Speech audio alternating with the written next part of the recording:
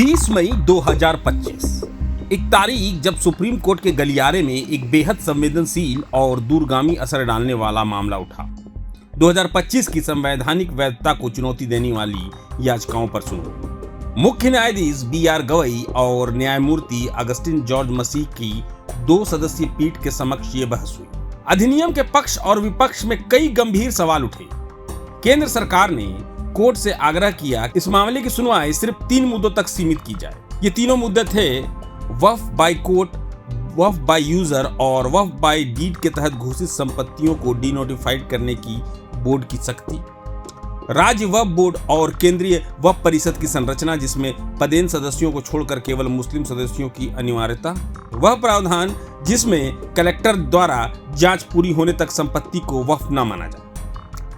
सरकार की ओर से पेश हुए सॉलिसिटर जनरल तुषार मेहता, उन्होंने कहा हमने इन 3 बिंदुओं पर जवाब दाखिल किया है, बहस इन्हीं तक सीमित रहनी चाहिए। लेकिन याचिकाकर्ता वरिष्ठ वकील कपिल सिब्बल और अभिषेक मनु सिंघवी ने सरकार की इस मांग को पूरी तरह खारिज कर दिया। कपिल सिब्बल ने कोर्ट में तीखी दलीलें रखते हुए कहा ये कानून धर्म के पालन, उसका प्रचार और उस पर आधारित आचरण के अधिकार का हनन करता है।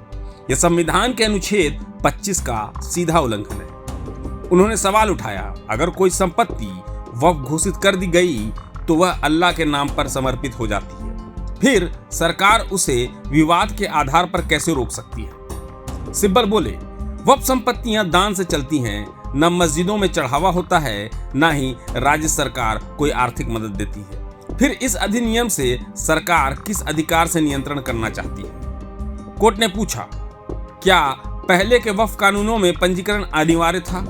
इस पर सिब्बल ने जवाब दिया 1954 के बाद से पंजीकरण आवश्यक था, लेकिन उससे पहले इसमें अस्पष्टता रही है।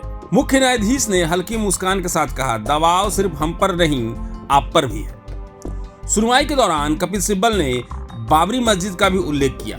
उन्होंने कहा वक्फ बाय यूजर की अवधारणा ऐतिहासिक है। कई मस्जिदें और दरगाहें ऐसी रही हैं, अगर उपयोगकर्ता द्वारा वक्फ की मान्यता ही छिन जाए तो धर्म का अधिकार कहां बचेगा। सिब्बल ने एक और गंभीर आपत्ति जताई।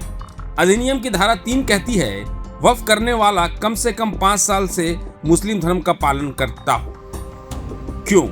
यह अनुच्छेद 14, 25 और 26 का सरासर उल्लंघन है। क्या धार्मिक अधिकारों को तय करने का अधिकार अब सरकार का होगा? क्या कोई ग्राम पंचायत या सरकारी अफसर तय करेगा कि कौन सी संपत्ति वक्फ है और कौन सी नहीं? सुप्रीम कोर्ट ने याचिकाकर्ताओं की दलीलें रिकॉर्ड पर लेते हुए कहा हम ये दर्ज करते हैं कि याचिकाकर्ता इसे नागरिकों के धार्मिक अधिकारों के खिलाफ मानते हैं। अब बारी अदालत की है। एक ऐसा फैसला जो न केवल करोड़ों वक्फ संपत्तियों की दिशा तय करेगा बल्कि धार्मिक अधिकारों की परिभाषा भी। क्या संशोधन न्याय की कसौटी पर खरे उतरेंगे या फिर संविधान की आत्मा फिर एक बार जाएगी? यह सिर्फ एक कानूनी सुनवाई नहीं, यह भारत की धर्मनिरपेक्षता की अग्नि परीक्षा भी है।